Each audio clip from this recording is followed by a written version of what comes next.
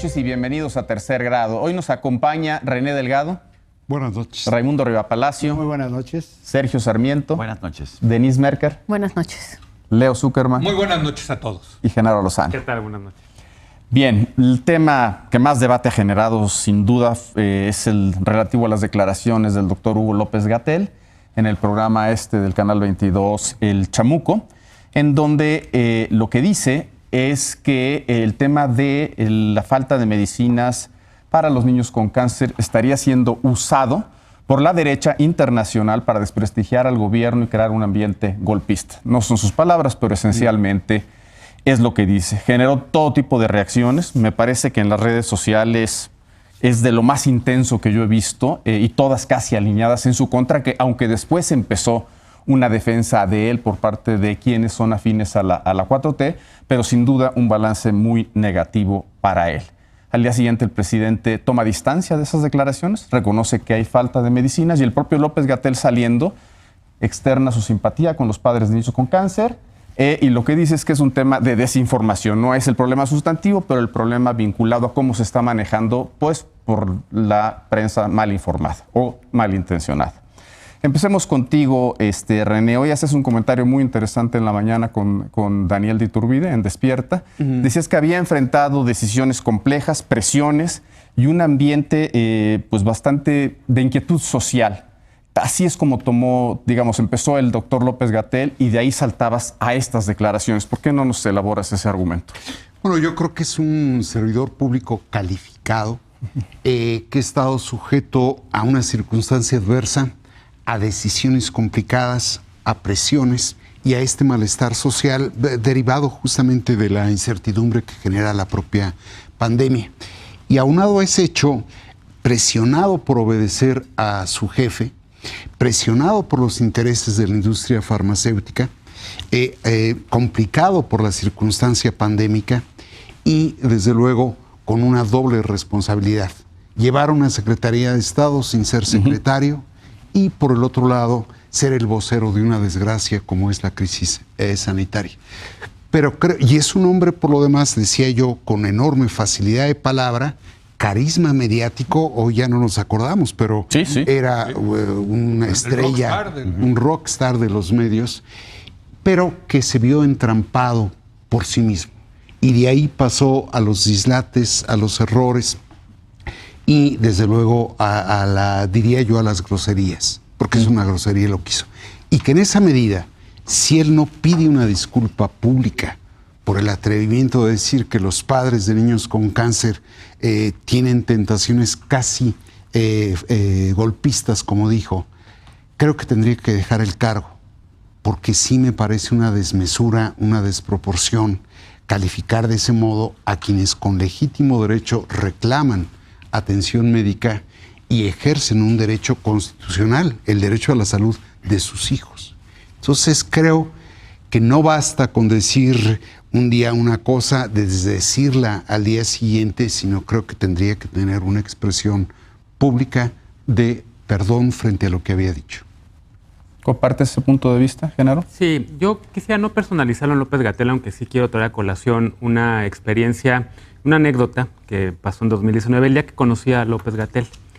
Lo conocí en la Secretaría de Hacienda, en una reunión con el secretario Carlos Ursúa, a la que fuimos varios activistas de la diversidad sexual y acompañando organizaciones de VIH, porque tenían una intención, las organizaciones, muy noble, una intención de mejorar los medicamentos antirretrovirales, de actualizarlos, porque se estaban dando en México todavía medicamentos obsoletos, y también de pagar lo justo, porque en efecto la 4T empezó con esta buena intención de un corazón de izquierda, de pagar los medicamentos de manera adecuada y en lugar de pagar $130 por un frasco de un antirretroviral, pagar lo justo que paga Brasil y que pagan otros países, que eran $10.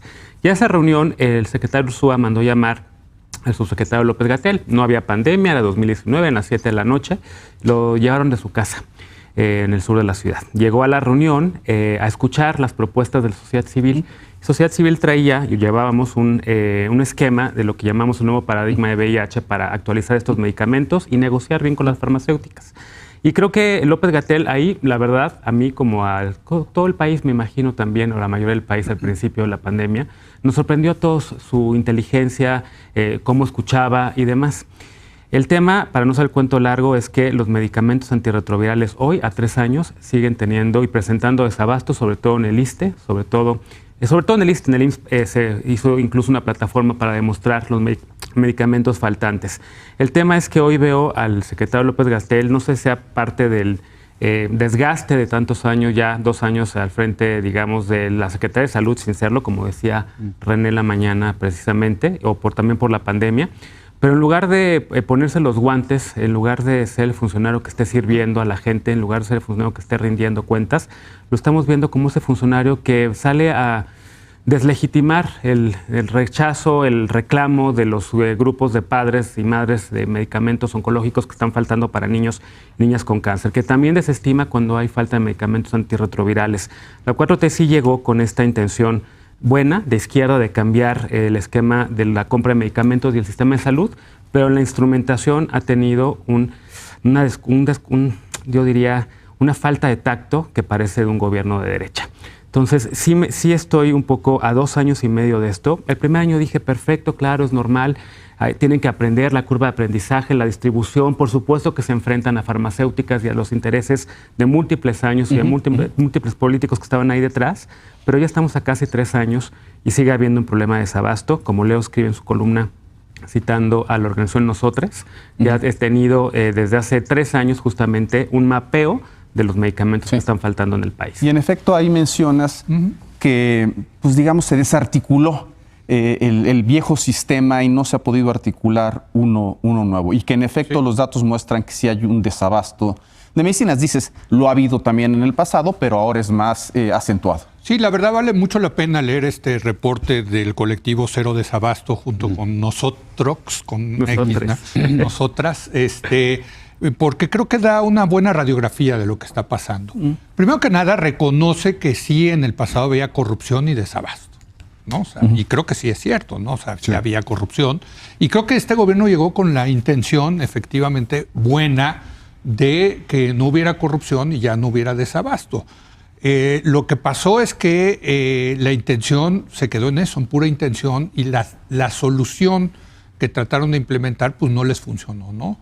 Esto de, por ejemplo, pasar las compras que la tenían muy bien organizadas el Seguro Social a la Secretaría de Hacienda, pues les generó un problema. Hubo un enfrentamiento con algunas empresas privadas como Prisa, creo que se llama. PISA, exacto, que tuvieron que cerrar plantas de medicamentos oncológicos.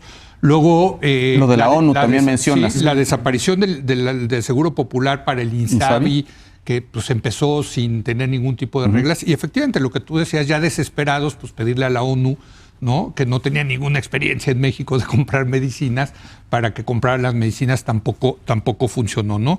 Y bueno, en ese sentido, sí, hay que decirlo, y creo que ya el presidente lo reconoció incluso, sí hay un problema de desabasto, ¿no?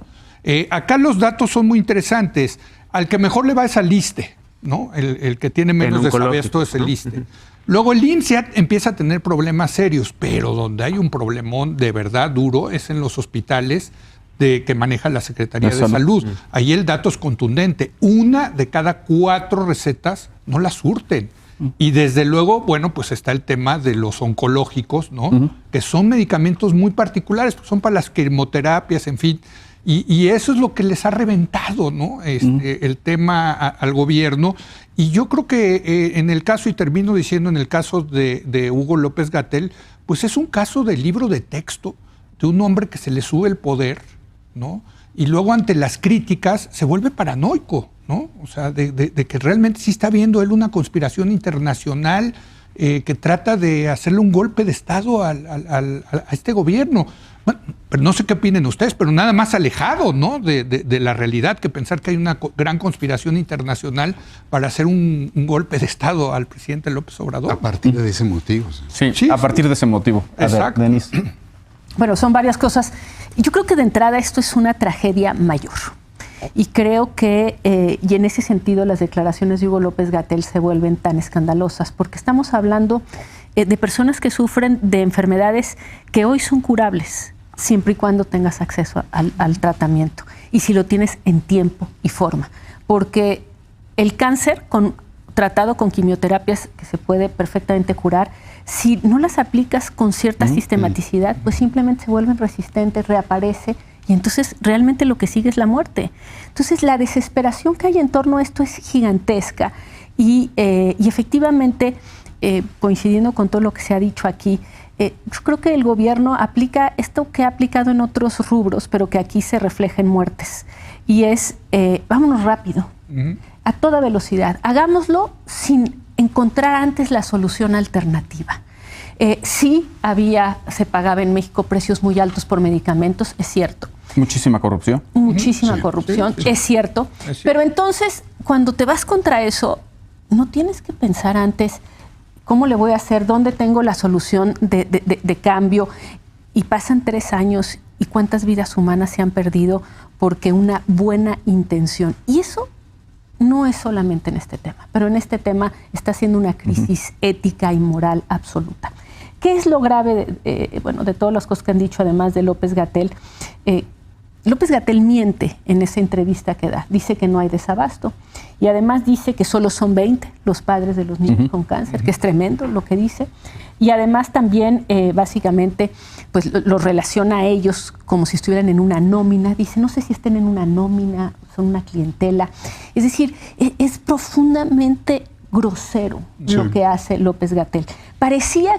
Parecería que López-Gatell equivocó el rumbo desde aquella famosa frase cuando dijo que el presidente no contagiaba. La fuerza moral. Que tenía una fuerza moral y no una fuerza de contagio. Es la primera vez que se metió en política, que fue terrible. Y yo pensé, la verdad, es un tropiezo. Es demasiado tiempo el que está frente a los periodistas. Tuvo un pequeño tropiezo, pero no fue un tropiezo. Se fue en realidad agravando y agravando y agravando. Y lo que vemos hoy, efectivamente, pues es un hombre que ha perdido completamente, creo, el respeto de la opinión pública, o por lo menos de quienes seguimos muy con cuidado. Y lo tenía, creo que es importante. Sí. No solo tenía nuestro respeto, sino por lo menos de mi parte una intención de apoyar a la persona que le había tocado la enorme responsabilidad de hacer frente a un evento como es una pandemia. De verdad estamos viendo la destrucción de una personalidad pública y bueno, esto, insisto, es el tema de la tragedia, es muy importante. Sergio, escribe hoy Enrique Aranda, si recuerdo correctamente, que este puede ser el Waterloo de la 4T, es decir, fue tan desproporcionado y grosero lo que dijo López-Gatell, que puede tener costos enormes entre la opinión pública. ¿Qué piensas al respecto? Yo, como Mark Twain, nunca hago predicciones, especialmente sobre el futuro. He escuchado tantas veces que este es el Waterloo de la 4T. Yo creo que el presidente tiene un teflón impresionante y creo, como lo he señalado, que este es un grave error y que no se debe aceptar. Pero el error no es la declaración. La declaración es una estupidez. El error es esta falta de medicamentos y además los oncológicos pediátricos son la punta del iceberg. Por eso no hay tantas personas, porque no son tantos los pacientes que en un momento dado ni pueden venir a la Ciudad de México a manifestarse en el aeropuerto. Pero a ver, el hecho es que ellos tomaron un sistema que seguramente tenía muchos problemas. Quizás había corrupción, aunque curiosamente no han presentado una sola acusación en contra, las acusaciones, por ejemplo, con las que cerraron la planta de Coyoacán, que era la principal planta de producción de oncológicos genéricos pediátricos de México, eran puras cosas administrativas y sigue cerrada 2 años después esa planta, que es la que en realidad puede resolver el problema de una semana. Es la de Pisa, ¿no? Es la de Pisa, es la planta de Pisa. No quiero meter a empresas porque él ha cuestionado a 5 empresas en total, dice que eran terriblemente corruptas, pero como lo ha hecho en tantos casos, como lo ha hecho con los medios de comunicación, todo el mundo es corrupto y esa es la razón. ¿Perdón? Había datos y lo dijo Genaro. Sí. Conocíamos el dato de cuánto pagaba el gobierno mexicano por un medicamento y cuánto se pagaba en otras partes del mundo. Pero esos son los medicamentos de patente, que es completamente distinto. Estamos hablando de genéricos. De hecho, ¿no les parece a usted? El presidente dijo en 2019 que había 5 productores que podían reemplazar la producción que se estaba cerrando. ¿No les parece extraño que nadie, ni en México ni fuera de México, haya producido estos medicamentos oncológicos que son genéricos y que cualquiera puede producir? Es que hay un problema ahí también con los genéricos, porque estamos obligados por el TEMEC y por NAFTA a respetar patentes por más tiempo. Aquí no hay problema. Estos medicamentos los puede producir cualquiera. La razón por la que no los han producido es porque el margen de ganancia es muy pequeño. En los genéricos. De estos genéricos en particular. O sea, son medicamentos de hace 20 años. Ganas por volumen, no por precio. O sea, por las dos cosas. Tienes que montar una planta como la que tiene PISA en Coyoacán. Sí. No es tan fácil hacer eso. Por eso nadie ha salido. Y por eso tampoco internacionalmente es tan fácil de repente decir, pues vamos a empezar a proporcionar medicamentos oncológicos pediátricos para eso. Pero ese problema lo tenemos en todos lados. O sea, la verdad es que había un sistema de compras consolidadas, que así se llamaban, que hacía el IMSS, lo hacía muy bien, hasta donde podemos ver. Los precios venían bajaron a lo largo de los años de las compras consolidadas. ¿Y qué es lo que pasó? Que lo echaron todo a la basura. Los medicamentos que han podido comprar en Argentina, en Pakistán, en la India, en Corea, que agarran pedacitos por aquí, pedacitos por allá, están costando más. Y lo que han tenido que hacer muchas veces los hospitales es ya tener que comprar para resolver sus problemas, y van y compran en pedacitos. Todo eso está costando más caro, y además tenemos un desabasto enorme. Yo lo que digo es esto. Si había corrupción, pues que se meta en la cárcel, que se sancione a quienes cometieron actos de corrupción. Pero ¿no les parece significativo, uno, que no se haya presentado ninguna acusación, y las acusaciones que se presentaron nunca se comprobaron y las echaron para atrás, de hecho, en los tribunales administrativos? Raimundo, en este mismo tema. Sí, mira, sí es muy importante subrayar lo que acaba de decir Sergio sobre los genéricos, porque fue una larguísima batalla de Sudáfrica, Brasil y la India, básicamente por las medicinas para el VIH. Sí. Y efectivamente, al final ganaron esa larga batalla, y sus vacunas cuestan nada, cuestan $12. La diferencia es monumental. Te evitas todo el costo del desarrollo, que es el más alto. Entonces, muy, muy importante, pero sí hay que aclarar para no hacer esa comparación. Yo creo que Hugo López-Gatell es el arquitecto de la desgracia. No voy a meter al tema de la pandemia, porque creo que Denise y René le han hecho una muy buena síntesis, pero estamos en el desabasto de medicinas. Él es el autor intelectual de este desabasto, no porque quería que hubiera desabasto, sino por incompetente. La forma como llegó este gobierno, yo no lo veo como tú, Genaro, yo no lo veo en términos ideológicos, lo veo como un asunto de racionalización de gasto, por un lado, y de combate a la corrupción, por el otro lado. Los dos elementos me parecen inapelables. Entonces, ¿quién era la oficial mayor de la Secretaría de Hacienda, Raquel Buenrostro? Tenía esta idea, se lo propuso al presidente, consolidación de compras. El presidente dijo, sí, nos vamos a ahorrar, pero en el caso de las medicinas requerían de especialistas. Ella hacía los números y tenía la idea conceptual, y el especialista era Hugo López-Gatell, quien fue el que le ayuda a generar este modelo. Hubo más especialistas. Con VIH, por ejemplo, era el doctor Gustavo Reyes Terán, Juan Sierra. Pero él es el que los lleva. Andrea González. O sea, sí lleva a una serie de especialistas que son los que dicen, es que esto se puede hacer de esta manera. Quien diseñó las subastas en la parte médica fue el doctor Hugo López-Gatell. Sí, y Raquel Buenrostro era la que organizaba las subastas. Sí, aportaron esa información, pero era Hugo López-Gatell realmente el enlace de Raquel Buenrostro. Entonces, si aquí tenemos este problema de desabasto, es porque Hugo López-Gatell, a quien en ese momento todos estaban fascinados por su conocimiento adentro y ya posteriormente afuera también, le generó toda esta confianza, porque es una persona articulada, cuando no habla de estas cosas, genera inclusive empatía y es muy persuasivo, y van de la mano generando esta nueva política. ¿Qué es lo que sucedió? Tú lo acabas de decir. Vamos a hacer sin tener un plan B. Y en ese plan B, que tiene que haber sido responsabilidad de los especialistas, en este caso el doctor López-Gatell, de planteárselo a Raquel Buenrostro y decir, bueno, para hacer esto necesitamos también que se construya eso. Ahora, finalmente, ¿por qué, me sumo a lo que tú dices, por qué no han actuado?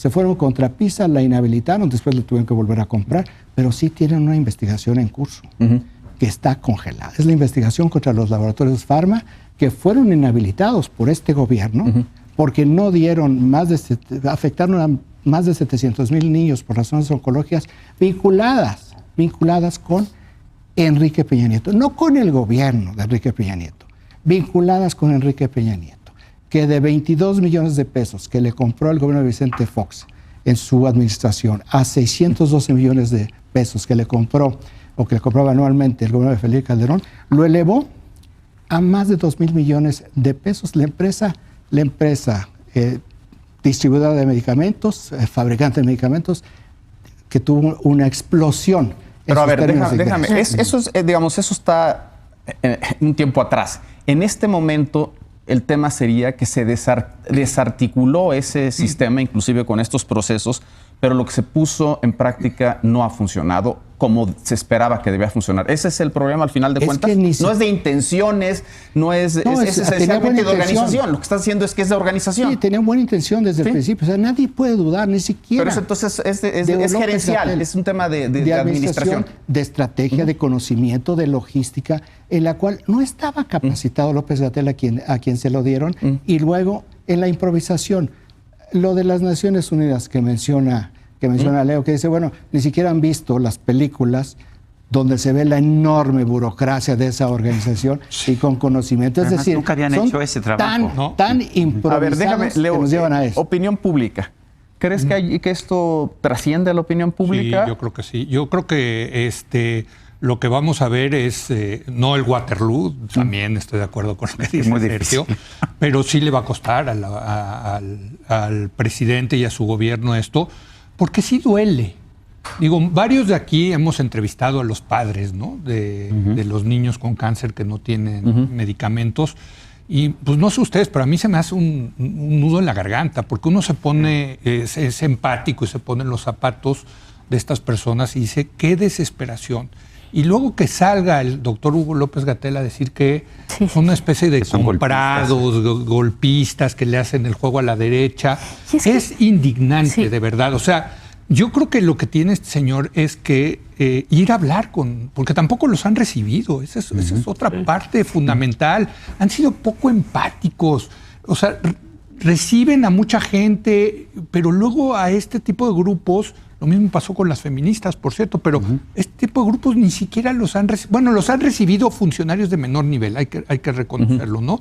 Pero yo te diría, esta combinación de que no hay medicinas y de lo mal que ha gestionado el gobierno, yo creo que sí le va a costar. Hoy en tu programa tenías a Roy Campos ya. Buen día. Muy interesante, porque rescato algo. Lo que decía Roy Campos es, pues sí, son temas de dolor de la gente y eso no gusta.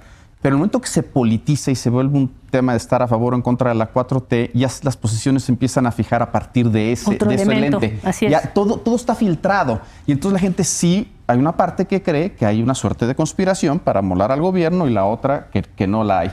Y Buendía te decía que no hay una narrativa realmente en este tema. Dice, son piezas, pues que si se manejó bien la pandemia, que si no, que si las vacunas, que si la escasez. Pero no hay un hilo que diga hasta dónde va eso, de dónde se origina. Y entender que si es gerencial, administrativo, no es algo fácil. Y no hay una oposición. No, es que a mí una de las cosas, Hugo López-Gatell decía, están usando esto. Claro que lo está usando la oposición. Pues ¿cómo no lo va a usar la oposición? Es decir, de eso se trata la oposición. Morena lo habría usado de haber estado en la oposición. A ver, el tema de las intenciones. Nada más pongamos. ¿Creemos que Felipe Calderón, cuando inicia la guerra contra los criminales, lo que quiere es patear el avispero, para utilizar la frase de López Obrador, y provocar una hecatombe nacional que duraría décadas? Yo no creo. No creo. ¿Que lo hizo mal? No tengo ninguna duda.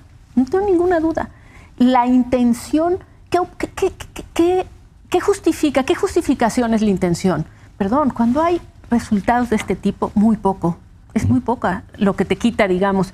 De responsabilidad, sí. De responsabilidad. Y entonces cuando López-Gatell dice es que lo están utilizando, pues claro que lo están utilizando si es una derrota mayúscula, es un fracaso mayúsculo del gobierno. Por supuesto que lo van a utilizar. Pero no para un golpe de Estado. No. Es que ese es el punto, ¿no? No, ni siquiera iba a abordar el tema del golpe de Estado, que esa ya es... También por la transición, ¿no? Del sistema de salud al INSABI, difícil también porque había toda esta intención en efecto de mejorarlo. Y la verdad es que destruyeron lo que había sin construir nada más, sin construir nada nuevo. A ver, tengo un minuto. Un minuto. Contigo. Primero, restarle el carácter personal que de pronto le hemos impreso a la conversación. Pero lo cierto es que este hombre ha concentrado mucho del poder del sector salud en sus manos. Es la cara del sector salud. Entonces, lamentablemente lleva por nombre doctor Hugo López-Gatell. 2, sí creo que hay varios factores, es decir, se modifica sustancialmente el sistema de salud y se acompaña de un cambio en la política de adquisición de medicamentos y en medio de eso cae la pandemia. Eso le da un carácter muy complicado al problema, pero coincido con Sergio y con Raimundo en que faltó prever qué hacer en caso de que nos ocurra esto. Y en esa medida sí creo que más allá de las buenas intenciones, creo que no han logrado consolidar. Y lo último que tú decías, si esto afecta a la opinión pública, yo creo que se les están combinando fundamentalmente 3 factores.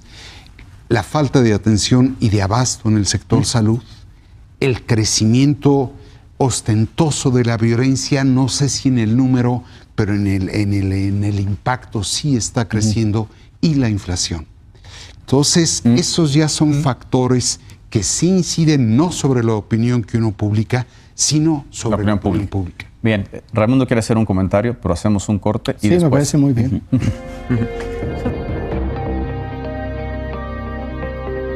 Ya no es un amparo, vas a pedir una licencia para poder consumir marihuana y para el autocultivo, pero el problema es que deja muchas lagunas. ¿Dónde vas a conseguir las semillas? ¿Cuántas plantas puedes tener? Yo creo que estamos en el peor de los mundos. En esta zona gris, la venta no está permitida, está prohibida, y luego la distribución. Entonces, para cumplir con la ley, tienes que violar la ley. Y hoy el presidente ahí le puso la valoración sobre el asunto y dijo, pues vamos a ver si disminuye la violencia. No. A ver, el presidente no la quiere y el presidente, dijo, vamos a ver si estoy de acuerdo, vamos a medir si la gente está de acuerdo. Lo más triste es que el presidente está viendo nada más el vicio. La legalización de la marihuana en Canadá o en varios estados de la Unión Americana, pues ha demostrado que efectivamente no sube el consumo.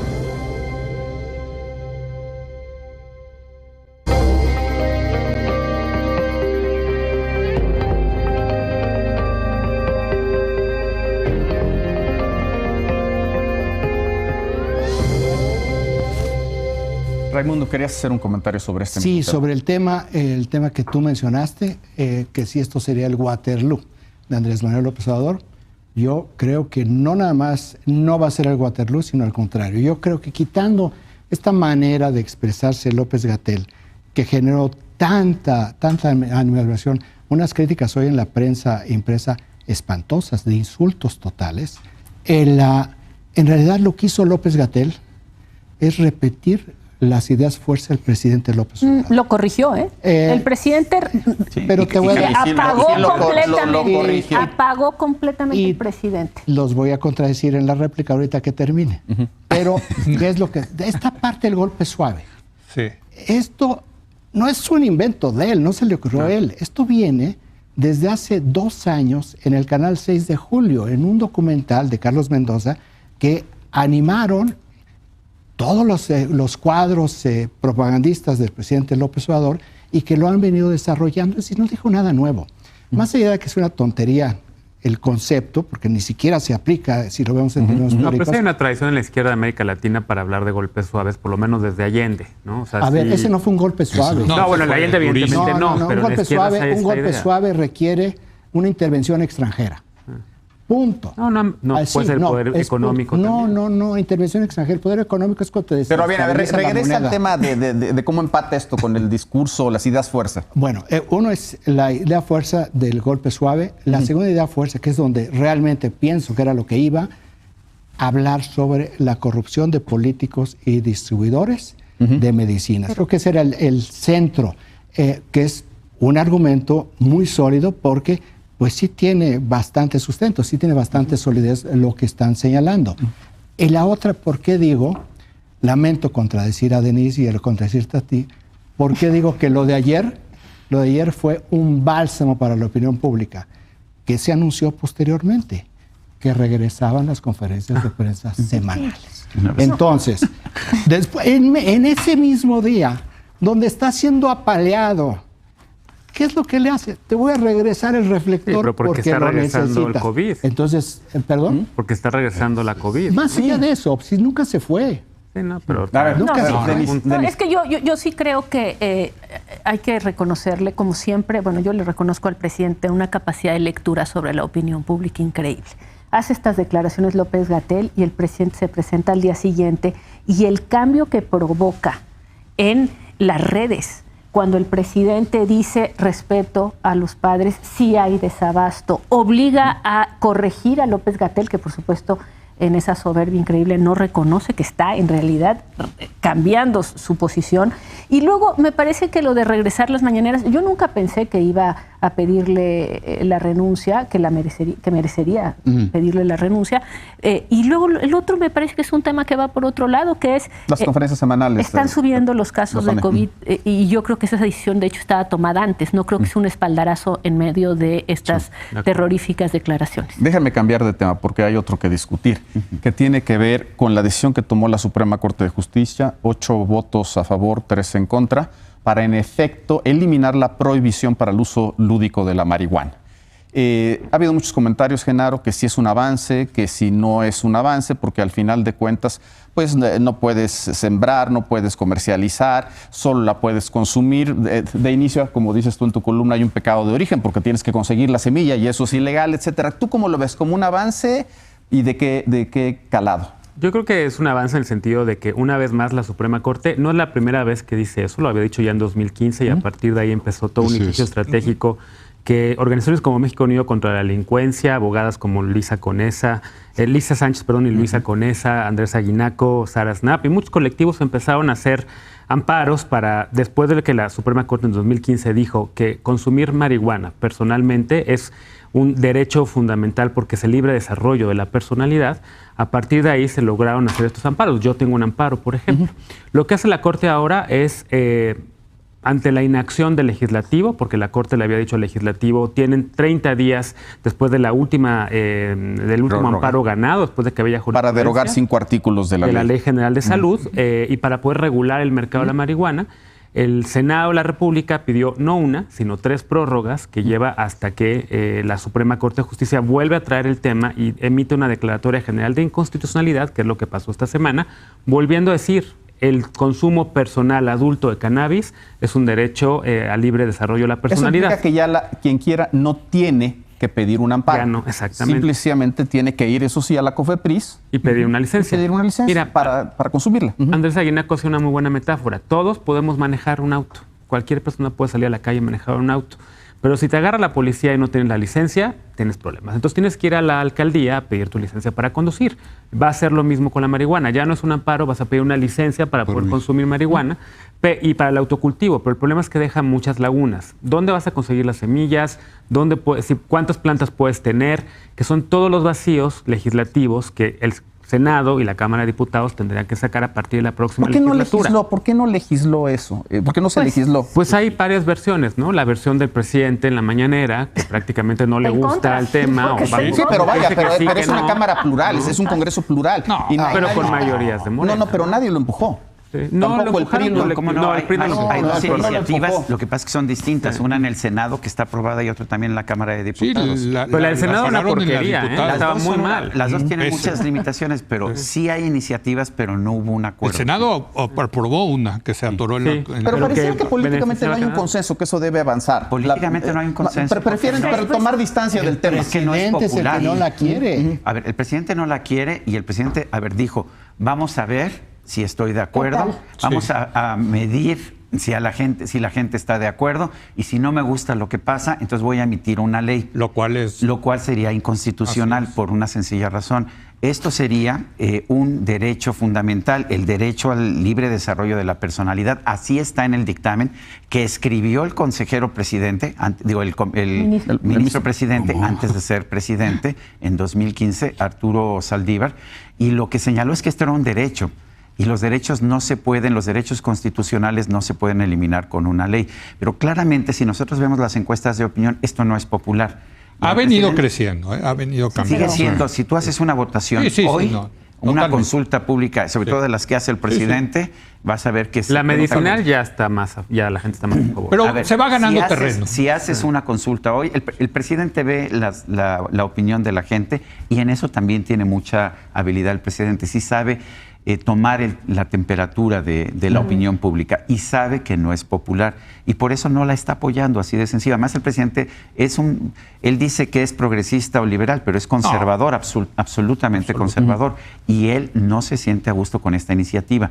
No se puede echar atrás con una ley, sin embargo, y lo que vamos a ver es, me imagino, muchísimas dificultades. Pero tampoco ves una iniciativa desde el legislativo para empujar más allá de donde quedó este tema. Se tiene que hacer porque las lagunas que están quedando son enormes. ¿Pero ves que avance? No creo que avance, y yo creo que nos vamos a quedar, por lo menos el resto de este sexenio, con una incertidumbre legal que no va a hacer más que daño a la sociedad, porque fundamentalmente lo que hace es que te puedan detener por tener semillas, porque no puedes comprar semillas. Si cultivas la planta, no te pueden detener por cultivar la planta o por usarla tú mismo, pero todos los abusos que teníamos en el pasado van a estar vivos de todas maneras. Raimundo. Yo creo que estamos en el peor de los mundos, en esta zona gris en donde hay los amparos, hay todo este fallo de la Suprema Corte para que tú puedas consumir y puedas tener una autoproducción. Pero para esto necesitas comprar una semilla. Pero entonces la venta no está permitida, está prohibida, y luego la distribución. Entonces voy a parafrasear a Sergio Sarmiento hoy, donde él escribe que para cumplir con la ley tienes que violar la ley. Pues es un contrasentido absolutamente. Ahora, por otra parte, tampoco se quita algo que es elemental o fundamental en toda esta racional para despenalizar el consumo de la marihuana, que es la modificación del Código Penal, el artículo, si mal no recuerdo, 198 del Código Penal, en donde te criminaliza el consumo de la marihuana. Entonces, tú vas a poder consumir, pero al mismo tiempo, bajo el Código Penal, eres un delincuente. Porque se declara la inconstitucionalidad nada más en la Ley General de Salud, en 5 artículos. Entonces está lleno de contradicciones, no nada más de lagunas, lleno de contradicciones, con un presidente que dice, pues a mí no me gusta. Como no le gustan muchas cosas que son de izquierda. Esto sí, agenda de la izquierda en todo el mundo. Sí. Entonces, tú decías, pero sí hay otros diputados, sí, hay otros diputados, nada más que la palabra del presidente, hasta con otros diputados que no son de su alianza, pesa mucho. Entonces sí creo que esto va a quedarse parado en el Congreso, lamentablemente, porque ya se había dado un gran paso y efectivamente hay leyes y hay decisiones que no son populares. Pero hay que no son populares porque se ven en el entorno cercano, íntimo de las personas. Pero hay leyes en las cuales el bien mayor en el mediano y largo plazo va a ser superior. Denise. Mira, yo le veo un avance porque a mí me gusta mucho la jurisprudencia del derecho al libre desarrollo de la personalidad. Me parece, es más, me emociona cada vez, y desde que salió me emocionó. pensé, claro, tiene razón el decir que es un derecho de uno decidir en muchos sentidos lo que uno hace con su propio cuerpo, en la medida en que uno no daña a nadie alrededor. Entonces, en ese sentido me da muchísimo gusto. Desde luego esto es a medias y pues ya ni para qué digo, esto nada más es, ya no sé quién lo escribió de ustedes hoy, pero es una cosa muy a la mexicana. Sí. En donde ya no... Sí, pero no, pero sí. No, y luego, bueno, el presidente está en contra, además, y eso tiene muchísimas implicaciones, hasta para pedir los permisos. Me parece que al final va a ser más fácil ampararse que pedir permiso, porque el permiso va a ser de una administración y el amparo es de un juez. Y por último, también ver en la justa medida lo que esto significa. Qué bien por el derecho al desarrollo libre de la personalidad, pero esto no va a eliminar en absoluto la violencia. Y hoy el presidente ahí le puso la valoración sobre el asunto y dijo, pues vamos a ver si disminuye la violencia. No la va a disminuir, nunca va a cambias las reglas. Pero es que ese me parece, justo iba a ir a ese punto, déjame, porque en efecto, digo, es un derecho fundamental, libre desarrollo de la personalidad, punto, es absoluto. O sea, ahí no hay una discusión separada es sobre las consecuencias que tiene esto, que también en toda esta discusión están metidas, es decir, se ha dicho que esto podría bajar la violencia, se ha dicho que esto es mejor incluso en términos de salud pública, y ahí pues sí creo que la evidencia... Pero son diferentes consecuencias. La evidencia es cuando menos contradictoria, no va en un sentido y es clara, mira, ya cuando hablamos de consecuencias. Nada más, yo no considero, por todo lo que hemos leído, que en sí misma esta autorización, es más, que la legalización plena no me parece que tendría un impacto significativo en el tema de la violencia, porque hoy la violencia en nuestro país es multifactorial y además es ¿cómo lo llamaríamos? Pues, se dedican a... multitemática. Y corre por otras drogas. Y va por otro lado, y entonces no creo... Pero esto no quita que en términos de salud pública me parece mucho más sano una legislación sobre, digamos, sólida sobre el tema de la marihuana, por ejemplo, prohibición absoluta de venta a menores, cerca de escuelas. Es decir, hacer las cosas bien. Lo que importa de este tema es la salud, no el estar persiguiendo a alguien porque consume un producto u otro. No, bueno, yo creo que hay que irnos un pasito para atrás. Y yo llevo décadas diciendo que estoy a favor de la legalización. Y no porque estoy a favor de las drogas, ¿no? Sino porque la prohibición ha fracasado. ¿Para qué ha fracasado? Para disminuir el consumo y las adicciones. Pero entonces todas. Todas, sí, yo estoy a favor de todas. Yo sí estoy a favor de todas. Bueno, comenzamos con la marihuana. ¿Qué evidencia hay de que tendría ese efecto? Bueno, ya la legalización de la marihuana en Canadá o en varios estados de la Unión Americana, pues ha demostrado que efectivamente no sube el consumo, pero sí genera cosas positivas. Una, le quitas una gran renta al crimen organizado. Otra, generas gran renta para el Estado. Y a eso quiero ir, porque también el presidente dijo que está en contra de eso. Pero, en fin, mira, yo me acuerdo una vez que estaba en una conferencia en el sexenio ya de Calderón y se levantó indignada una señora y me dijo, es que usted quiere que vendan drogas en las tienditas. Señora, es que ya venden las drogas fuera de la tiendita. Y en la tiendita también. Es bueno. Claro. Pues sí, pues, o sea, el azúcar es una droga. Mejor que esté legal, que tenga calidad y porque este es el punto fundamental. Hay que legalizar, pero hay que regular. No es un bien como los zapatos. Sí, no nada más decir hagan lo que quieran. Exactamente. ¿No? Y ahí está el problema de todo esto. La Suprema Corte ha dicho legalicen y le ordena al Congreso regular, pero el Congreso no regula. Y entonces sí estamos en esta solución mexicana de sí, pero no, no, pero sí, ¿no? Yo creo que si vamos a legalizar, hay que regular, con reglas también hay que decirlo, porque lo que pasó en el Senado era una barbaridad. Una barbaridad. Era una barbaridad, era 25,000 regulaciones que lo único que haces es que va a seguir habiendo los mercados negros, ¿no? Entonces tiene que haber pocas regulaciones aplicables. Va a seguir habiendo. Y, por cierto, y con esto termino, se le debe de cobrar impuestos. No muchos, porque si le cobras muchos, pues no resuelves tampoco el problema en los mercados negros. Pues se deben de cobrar esos impuestos. ¿Para qué? Para programas de educación y salud públicas en contra del consumo y las adicciones. Y hoy, bueno, ayer el presidente dijo, no, yo estoy en contra de que se le cobre impuestos a ese tipo de cosas. Bueno, es que no ha entendido el presidente, porque, por cierto, su gobierno cobra un chorro de impuestos al alcohol y al cigarro. Son lo mismo, también son drogas, hombre. René. A ver, mira, yo a veces creo que estamos en esto, yo lo llamo el gradualismo a paso lento, que te termina anulando el cambio. Porque sí me parece un paso importante, pero no es determinante del múltiple efecto que podría tener. En ese sentido, me parece que estamos frente a una diligencia judicial ante una negligencia legislativa. Fueron 3 prórrogas las que la Corte le dio al Congreso y no fue capaz el Congreso de sacar adelante esa iniciativa.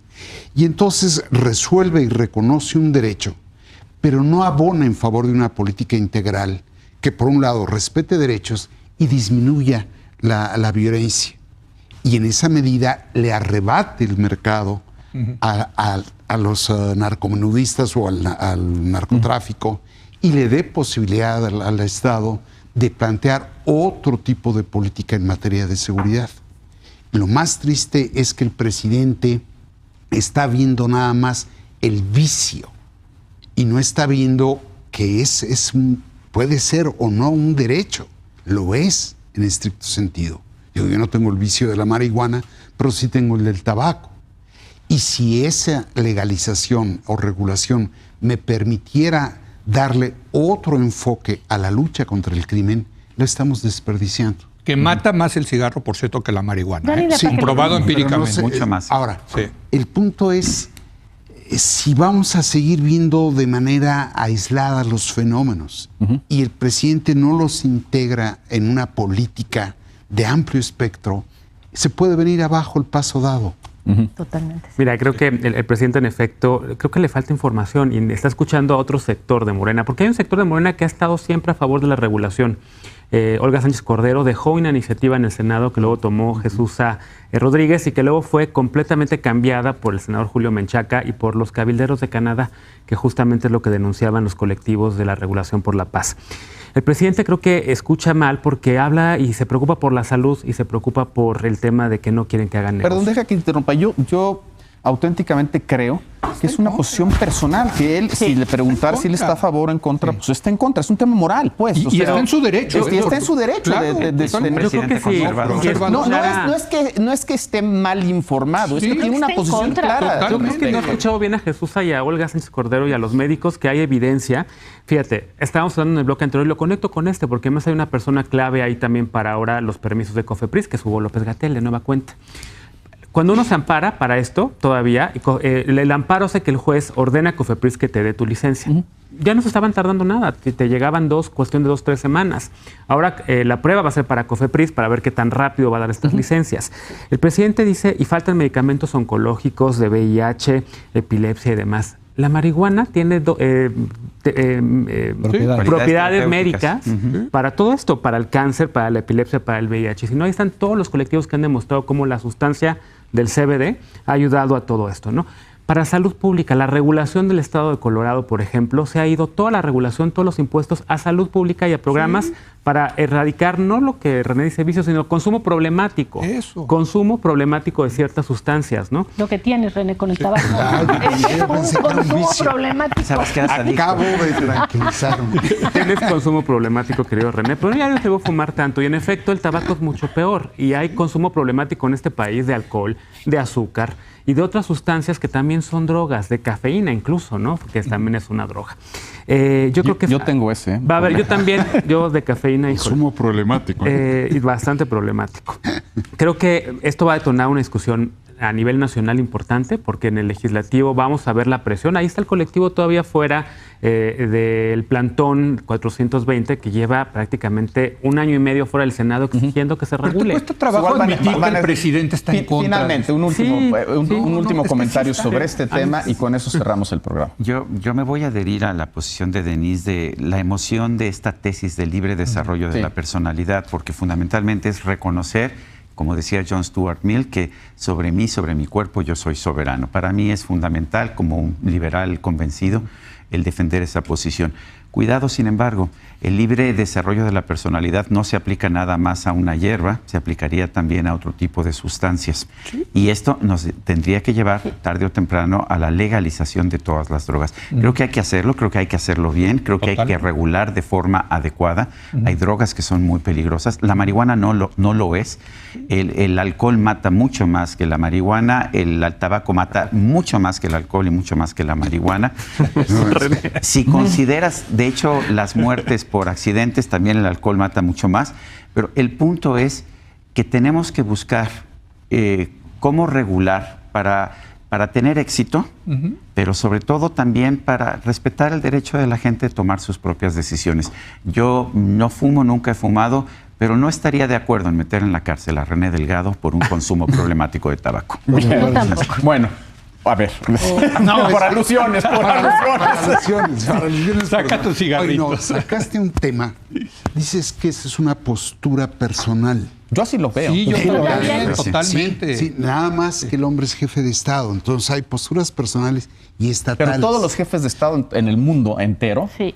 pues llevan sus posiciones morales, personales a la silla que pasa es que presidencial, aquí a la del primer Es tan ministro. absurdo pensar que la gente vota en contra de Morena porque no entendió lo que el presidente le quiso decir, como pretender que el presidente no puede tomar sus Pero propias aquí, decisiones. Pero, por aquí hay una ejemplo, diferencia. Biden- Aquí el Ojalá sea un presidente, tema de- no, aquí el presidente, sus razones morales, sus creencias personales y religiosas, las quiere convertir en política pública. Y Eso él No dice- detuvo legalmente Biden el es aborto, católico. como jefe de gobierno. Biden es católico y está a favor de la interrupción de las mujeres del embarazo. Y hay gente de la Iglesia Católica que lo quiere expulsar de la Sí. Iglesia Católica por tener esa postura. Eres Bien, un provocador. Excomulgar se dice.